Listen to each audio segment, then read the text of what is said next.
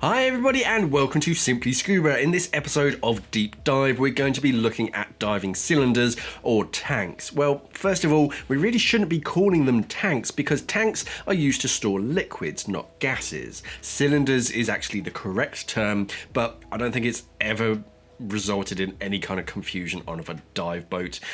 Scuba diving cylinders come in a whole range of sizes, materials, shapes, colors, setups, you name it. There's actually a surprising amount to break down when it comes to choosing the correct tank and trying to make sure that you don't just go for the first dusty tank laying down in the dive center, because it could have some important repercussions if you invest in the first tank you see. So this is going to be a pretty long video. You can probably already see that from the view counter down there.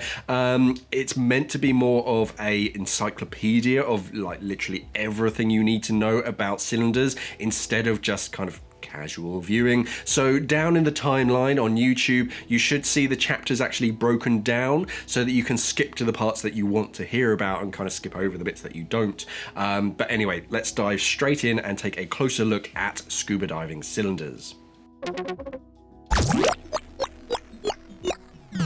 So the first thing that you need to think about is the size, and depending on where you live, the terms and sizes can have radically different names and values. Right here in the UK, we measure cylinder size by their internal volume. So if you just took the valve out, you filled it up with water, which I don't recommend, but I'll get to that later, the amount of water that you can physically get into the tank would be what we call it. So common sizes are 1.5 litres, 3 litres, 5 litres, 7 litres, 10 litres, 12 litres, 15 litres, and those are the standard sizes. 1.5 litre tanks, they are diddy, they are really tiny, and these are usually reserved for suit inflation tanks, a completely separate small tank that you only use just to fill up your dry suit. That way it's a completely independent air source and you're not wasting your breathing gas just to inflate your dry suit. 3 litre tanks are your kind of smallest bailout tanks. Many divers strap a 3 litre next to their main tank as a redundant backup that we call a pony, that you can breathe from, but you don't get a great deal of backup, so they're best used for really shallow dives where you can get to the surface pretty quickly. If you're diving down deeper, then that's where 7 litre tanks start to come into play. They have some more volume so that they basically give you a bit more time to get to the surface from a greater depth. And it's also a nice size to start kids with because they're kind of proportional size for smaller divers and they're not too much weight for them to carry out of the water. Once you get into 10 litre tanks, you're in the realms of primary tanks for adults, but I'm not a huge fan of 10 litre tanks. 10 litres are usually the same diameter as a 12 litre tank, but they're shorter, which means that when they're actually strapped onto your back and then you sit down, the bottom of the tank isn't actually touching the bench, so the whole weight of the tank is still bearing down on your shoulders. 12 litre tanks is the golden standard. They're a decent choice, they're a decent size and length, and it's what most divers use as a primary and as stage tanks as well. But be aware that you can find dumpy 12s and tall 12s.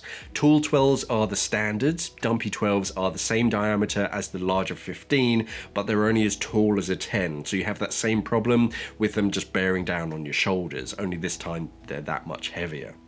15 litres is the largest tank size. You can find bigger, but if you walk into a dive centre, 15 will most likely be the largest that they can sell you, and these are the same length as a 12, but they're just larger in diameter. They're good if you breathe quicker than your buddy, and you don't want to invest in an extra bailout with sort of extra rigs and stuff. Elsewhere around the world, tanks can be sized up differently, which is kind of tricky for me because it's like a different language for me. And of course, correct me if I'm wrong down in the comments below. Instead of metric litres, these are measured in nominal volume. So the internal volume multiplied by the working pressure converted into cubic feet. So you'll find 40s, 63s, 80s, 100s and 120s.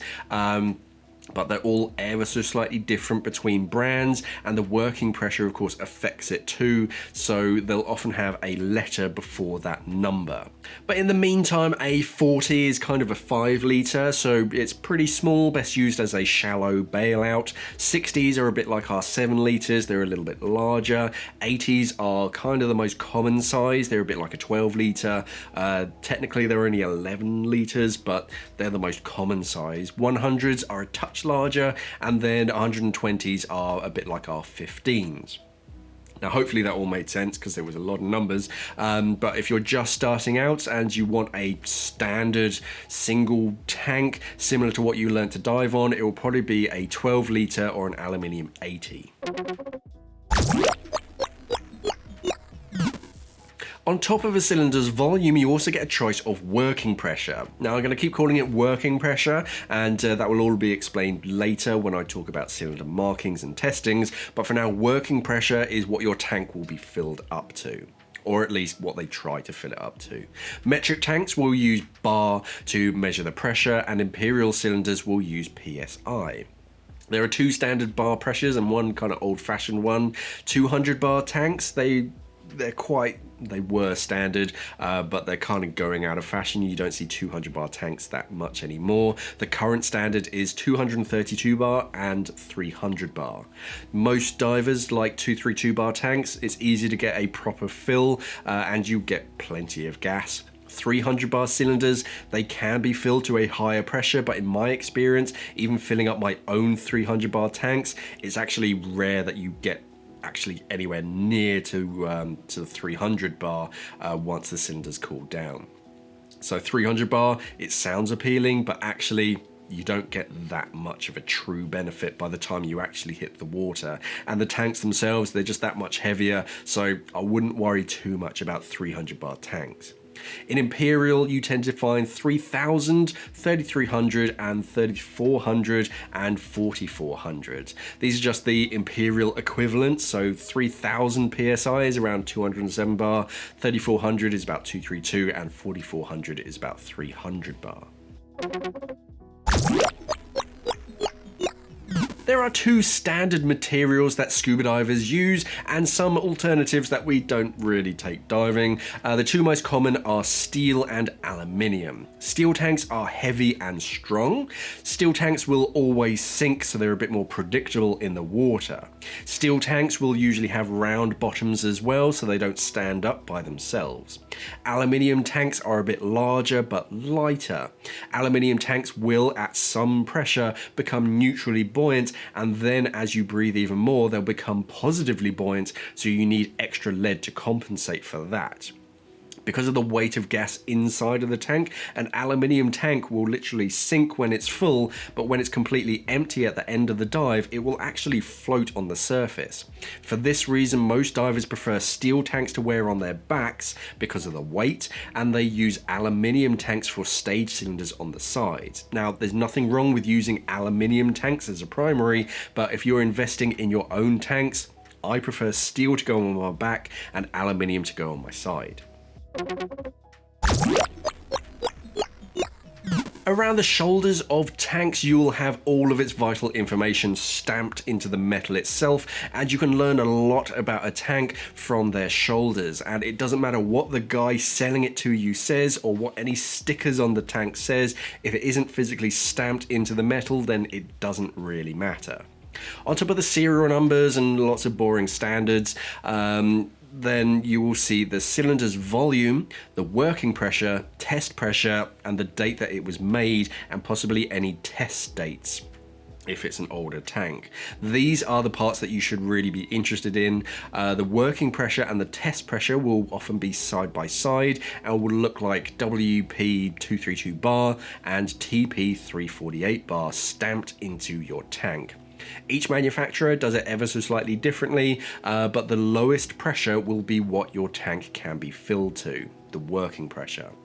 And the higher number will be what your cylinder is actually pressure tested to when it's being tested. So I always used to look for both of these numbers when filling up a tank, because you might see 300 bars stamped into it and think, hey, that's a 300 bar tank, but actually it's a 200 bar. So make sure that you look for both the working pressure and the test pressure. The birthday of the tank and any test stamps are essential to see too.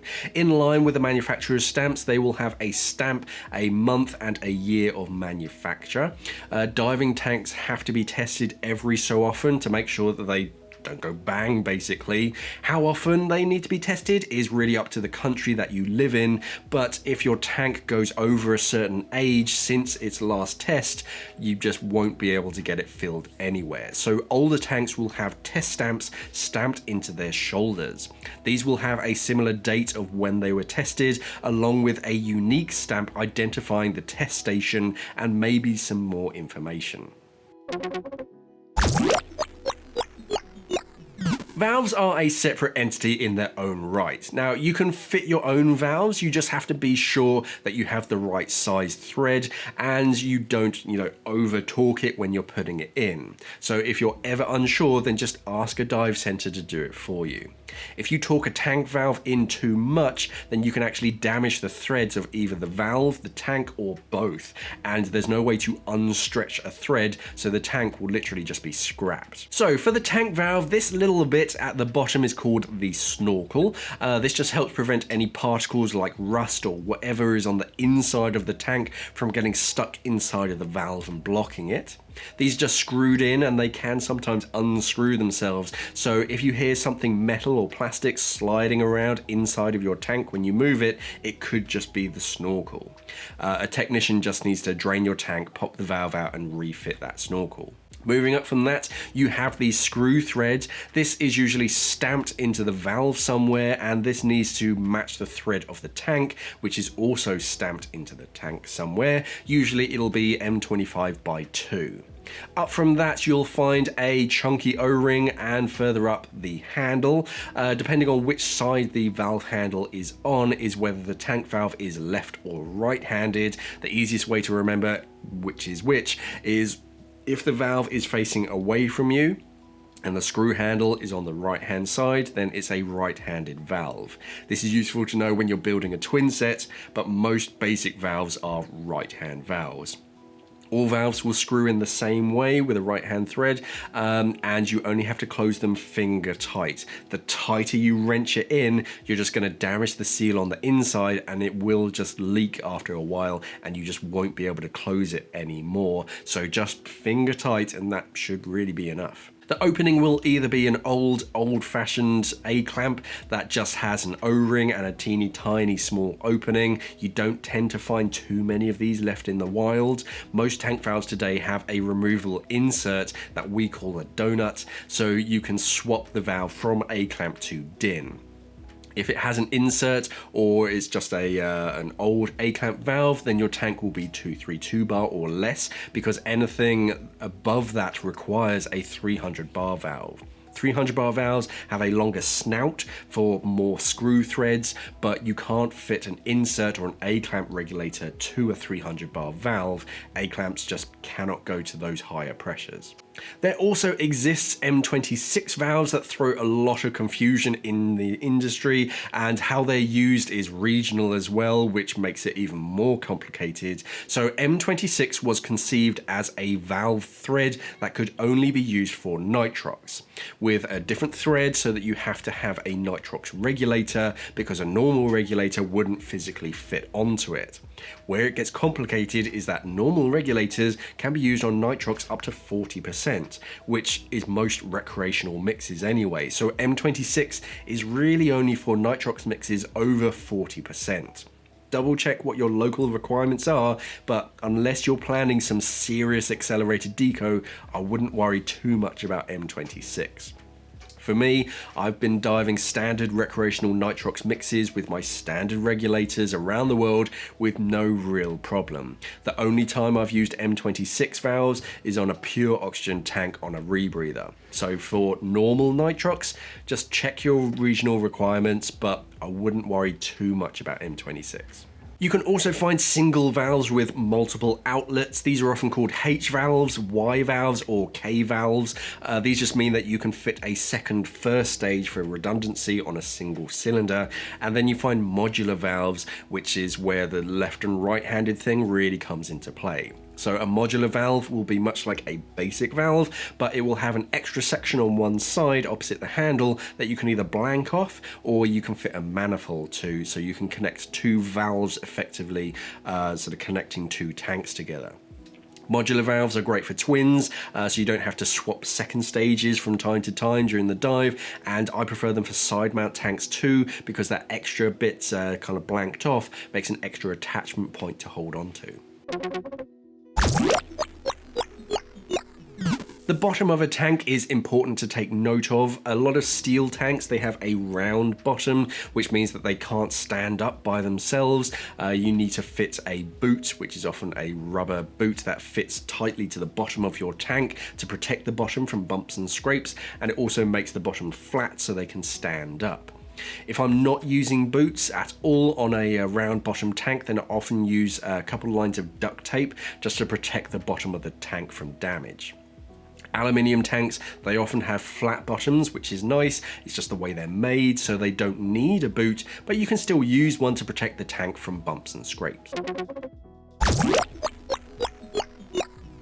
Most divers don't think too much about the colour of their tanks, but the colour of your tank can actually mean something in certain circles. Most recreational tanks have a body of just bare treated metal, or they're painted white or yellow so that they stand out pretty well in the water, but the shoulders will often be painted black and white. White shoulders, again depending on where you are, white means oxygen and black means nitrogen. So black and white quarters means that the air inside is a mixture of the two, which is basically air. Air is made up of nitrogen and oxygen and just a few other trace gases, so they're black and white. In the US, oxygen is green and air is yellow, which is where we get our green and yellow stickers from that mean nitrox. Air plus oxygen. See, these things are starting to make sense now. Brown typically means helium for trimix, and if you're using argon for soot inflation, they're typically green. Now, it's rare that the color of your tank is actually an issue as a recreational scuba diver, so don't worry too much about getting creative with them, but it may save you a little bit of money from time to time not to paint over the black and whites, because you'll just get charged for a sticker to go over the top. Tanks come in a wide range of finishes. Aluminium tanks can come in what's called a natural finish, which is just a matte kind of grubby outer, which is obviously the cheapest, but it's just that grey streaky finish that you usually find on rental tanks. But if you want, you can pay a little bit extra for a brushed or even a polished finish. The only real upgrade is cosmetic. They do look good, all shiny and new, but I don't think you get any particular benefit. The only thing is that they'll eventually get scuffed up.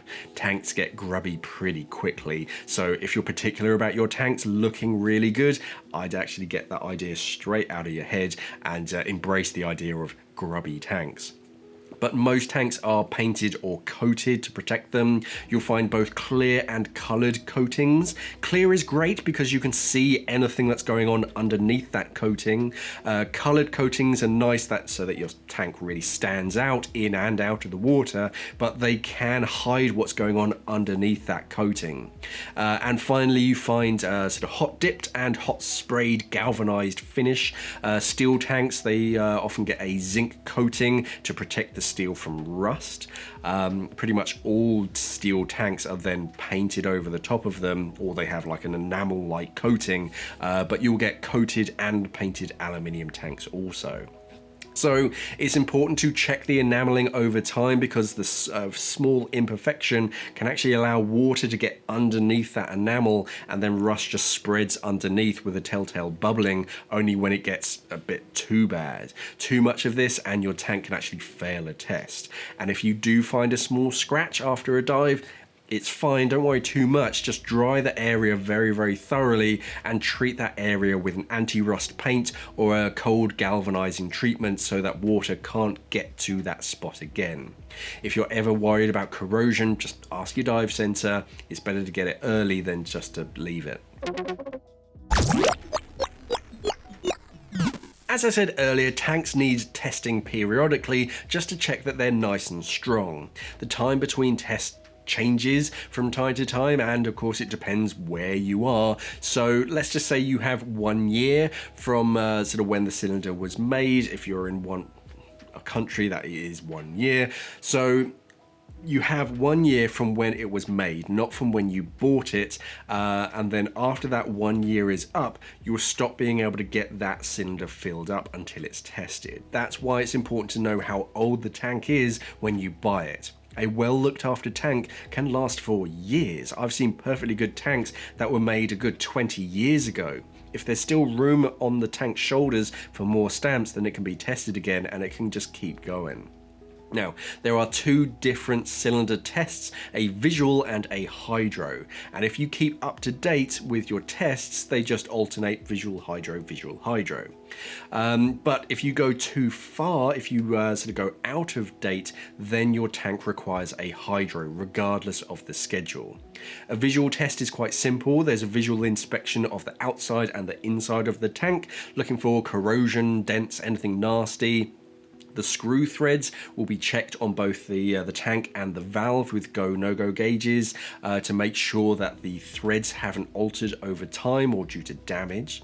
A hydrostatic test starts with this. They do all the same things, but then after that, it also tests the expansion of your tank. They basically fill the tank up with water, drop it into a really strong water-filled capsule. They then pressurize your tank up to that test pressure, and then they blow it down to see how much water it displaces as it expands. And when they depressurize it, they check to see where it goes back to.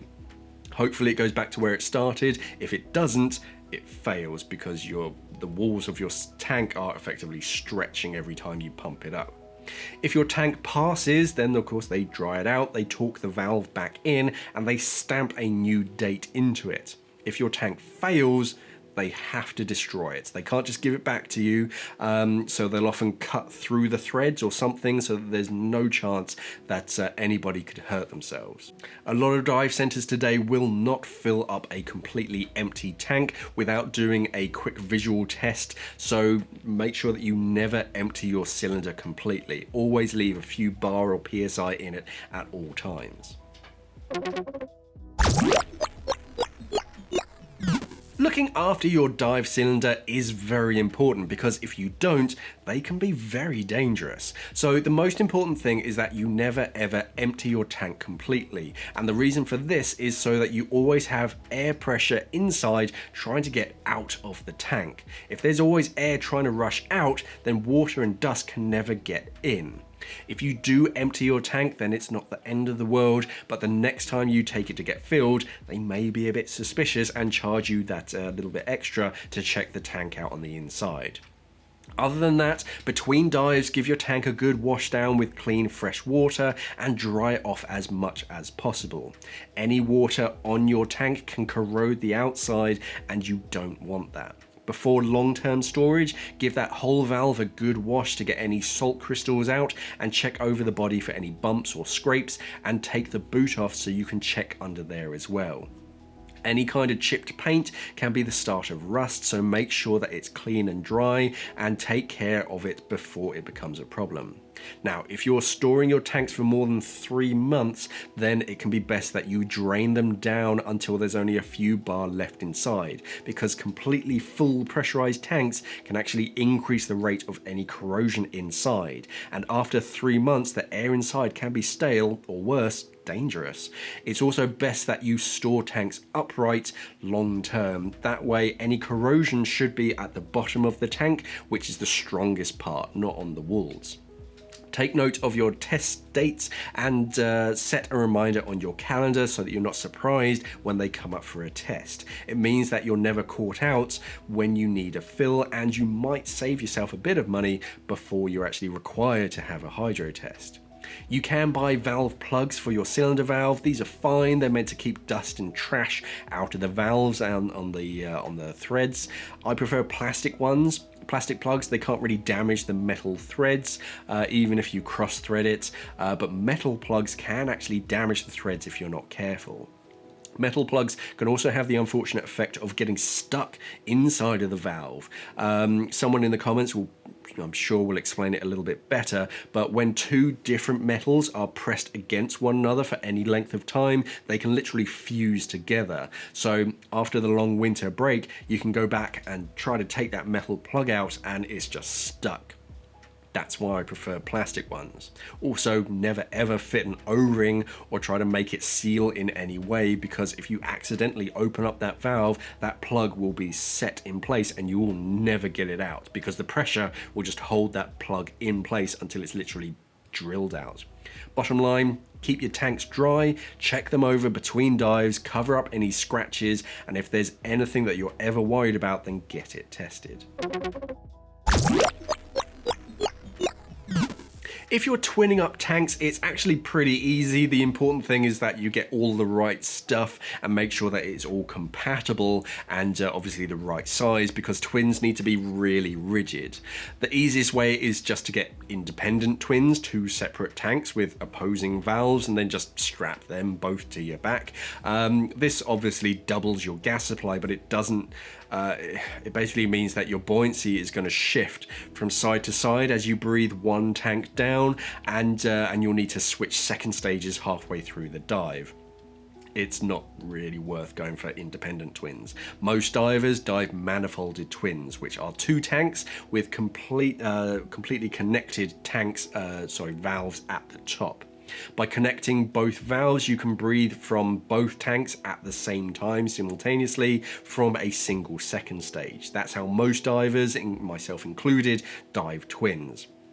Now, there are 4 parts to a twin set: the tanks, the valves, the manifold, and the bands. We've already looked at tanks and we've already looked at valves, so let's look at manifolds and bands. Manifolds come in a few different sizes for different size tanks. If you're twinning up 2 7-litre tanks, the valves are going to be much closer together than 2 15-litre tanks. Which style is really up to you. I prefer an isolation valve. If something should go wrong with one of your first stages, you can completely shut it off and it won't affect the tank that you're now breathing from that you've switched to. Another thing that you'll need are twinning bands. Again, these need to be sized up to the tanks that you're using, and these are essential because it's very important that the 2 heavy tanks don't move or twist in any way. The manifold needs to be completely static and it will not bend, so using strong twinning bands is best. They'll often be metal figures of 8 and they're sold in pairs with a steel bolt that kind of pinches the clamps down in the middle. Once you know what size and style of tank you want, it's pretty easy to buy a cylinder, but it's usually easier to actually speak to someone because there are a lot of little options and considerations. The first thing is that just because a dive center doesn't show your precise sort of cylinder configuration on their website doesn't necessarily mean that they can't get that in for you. Dive centers are reluctant to buy hundreds of tank configurations in at any one time, because if they don't sell that one particular one, it just gets older and older and nobody particularly wants an older tank. So ordering one in fresh is usually better, but it can take some time. Manufacturers usually make their tanks in batches, so if they've run out of that one particular size, you'll have to wait until a new cycle until they've made a fresh batch, and it can take a few weeks. So when you're talking to the dive center, be really specific about what you want and include as many specifications as you can. If you want a particular valve, let them know what gas that you're planning to use in your cylinder and what that tank is really going to be used for, and you can have a good discussion and they might be able to advise you a better alternative that you didn't know about. Cylinders from some manufacturers will come complete, which means that they have a basic valve already screwed in, but a lot of places will send the body and the valve as separate parts that need to be assembled so that you can sort of pick and choose the valve that suits you, which is a nicer option. If you know what you're doing, then you can cherry pick all of the separate parts, buy them separately, but I'm guessing that if you're watching this video, then you probably don't know it all. So if you don't know what exactly you're doing, then just ask. Tanks can only be shipped when they are completely empty, something to do with health and safety, transporting compressed gas vessels. So when you're buying cylinders, it's best to either pick them up from the dive center so that they can fill it up for the first time when you're there and then, or bring proof of purchase with you to the filling station so they're a bit happier filling a completely empty tank. Second-hand tanks can be a minefield. They're a great way to save a bit of money, but you have no idea what the condition of the tank is on the inside. I've seen divers do plenty of stupid things with tanks, and the inside of plenty of tanks to know it's dangerous. So if you're buying a second-hand cylinder, be very careful and make sure that there's still gas inside of it. If it's completely empty, then it's not even worth wasting your time on it. Stickers. So tanks have a whole bunch of stickers on them that have their own meanings, and of course they're regional again, but I'm just going to run down the basics from top to bottom. Around the neck you may find a donut shaped circle around the neck of the tank, and that's going to be going back to the colors of your tanks, the black and white quarters. In some countries you have these colors displayed, so if you have a completely yellow tank or a completely white tank, then it strictly needs those black and white quarters just to denote that there's air inside. Around the shoulders and sometimes around the body you can find a blue crescent or just a boring square with a couple holes punched out of it. This is a bit of a cheat sheet, and it just tells you and the filling station when the tank needs testing and which test is next. They can of course fall off and get damaged, which is why we have the proper metal stamps, but they do make your life a little bit easier trying to work out when your tank runs out. But the metal stamps, they will always supersede these, so don't try to make your own. The stamped out month and the year are the month and year that you need to bring your tank in for a test. After that date, you will not be able to get a fill and your tank is officially out of test and it now needs a hydro. Around the body of the tank, you'll often have green diamonds and sometimes a yellow diamond too. Green diamonds just means compressed gas and a yellow diamond means higher than usual concentration of oxygen. When you get into mixed gases, you then have content stickers, which range from proper things like this to just some duct tape with the analyzed gas, your MOD, the date and the tank pressure so that you know what's inside that tank. And then you find MOD stickers near the bottom of stage tanks that just state the maximum operating depth of that gas mix. So you're switching, or if you're switching gases, it's really obvious if you can breathe from that one particular stage tank. Those are the official stickers, but you can always find personalized stickers from a diver's name to sort of any kind of fun stickers to just full-on tank wraps. These are quite cool. They make you really stand out on a dive site so that you can immediately recognize your tank from a crowd, but they do need to be removed during a test. Too many divers were using stickers to cover up damage on their tank, so now all stickers should strictly be removed before a cylinder goes in for a test, and they don't always come off really nice and neatly, so bear that in mind and don't get too upset if you spend loads on tank stickers only for them just to be taken off for your next test. You're going to need to have your tank filled up at some point. Ideally, you should get it filled up from where you bought it because, as I mentioned earlier, filling stations don't like completely empty tanks. Now, when I go to a new place, I usually leave the tank in the car. That way I can walk into the dive center and hopefully see the filling station and the compressor first. I'm looking for an inlet and any sort of outlet hoses to the compressor so that you can see that you're getting nice, clean, fresh air pumped into your tanks and not exhaust fumes from the compressor. Also see if you can see any kind of documentation on the compressor. We usually like to put when the filters were changed physically on the compressor to remind ourselves. It's not the end of the world if you can't see anything like this, but if the facilities are nice and clean and or at least reasonably clean, then you should be fine. The last thing that you want is for oil or fumes to get inside of your tank. But if everything is fine, then bring your tank in, and the first thing that will happen is they'll take a look at your test stamps and the stickers on your tank. They're under no obligation to fill your tank, even if it is in test. If they don't like the look of something about your tank, then they can just turn you away. After all, they're the ones stood next to the thing when it's being filled. So let them know what you want inside your tank. If it's just air, that's easy, just ask for air and the pressure that you want it up to. If you want nitrox, then they'll test the mix inside and the pressure inside. They'll do some quick maths and fill up your tank appropriately. Filling up tanks is best done as slowly as possible because tanks actually warm up when they're pressurized, but they eventually cool down and the pressure inside will actually drop. So give them as much time as possible to fill your tank so that you get a proper fill. If you're busy, that's great. Just leave it with them if you can. That way you'll get a better fill. If you're diving twins, make sure that your isolation valve is fully open. I've done it before. I left my isolator closed for whatever reason, and of course only one side gets filled up. A good filler will notice that it's filling up a little bit quick, but to avoid a short fill, open up your isolation valve and tell them that you've got plenty of time so that they don't leave it with you and a hot fill.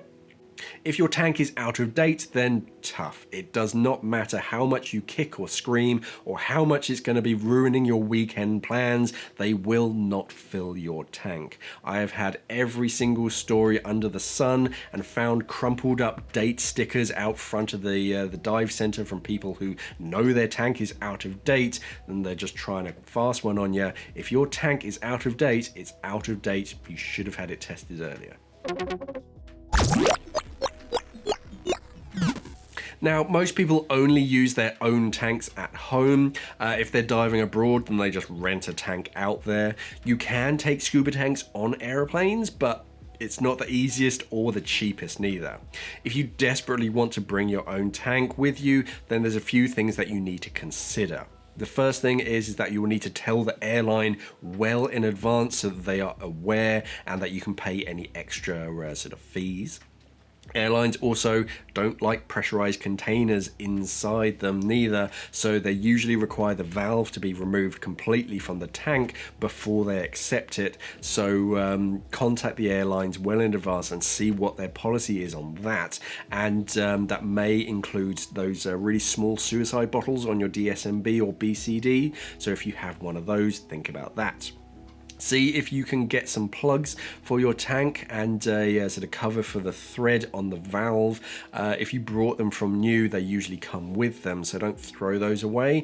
But yeah, you don't want any kind of dust or moisture from getting inside your tank or anything damaging those threads of the valve, so look after those. If you're not flying with your tank, you're just driving them or you're putting them on a boat, then your primary focus is lashing them down as securely as possible. In the back of my car, I use an anti-roll device, which you can buy or you can build it yourself. They're not that tricky to make. You just need some rope and some PVC piping, and these basically stop the tanks from rolling around, but they don't stop them from moving completely. Luckily, my car has anchor points in the boot that I can tie the tank valve to. It basically stops them from sliding around every time I turn a corner, but you can also pile kind of kit on top and around the tank, and yeah, that just stops that heavy metal sort of tank from shifting around, because one turn or an emergency stop can really damage the tank and your car. Moving tanks around can really suck because they're quite heavy, so if you're traveling any great distance, then invest in a sack barrow or a sack truck, whatever you call it, one of these, which make your life so much easier, especially with twins. Your alternative is to set the tank up on your BCD in the back of the car and literally put it on and carry it to where you need to go.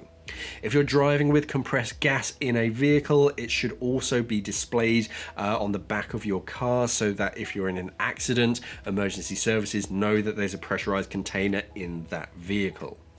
You can buy these online, just a green diamond or a green and yellow if you're carrying night trucks. On a boat, there'll often be a system for storing tanks, either upright with a tank kind of sitting in a hole on the bench or lashed to the rail behind it. You want as little movement as possible because a rocking boat will really test your knots, and too much slack will just give the tank just room to build up momentum. If ever in doubt, just ask, and the lower the better. The lower it down.